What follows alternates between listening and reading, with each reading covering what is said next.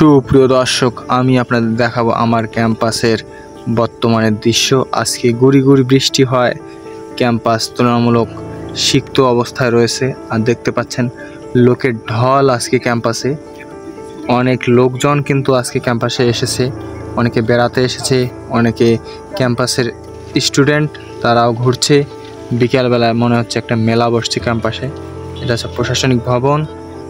আর এই রোডগুলো এখন খুব সুন্দর সবুজে ছেয়ে গেছে, অসাধারণ দেখতে। মানুষজন আড্ডা মারছে বিভিন্ন জায়গায়।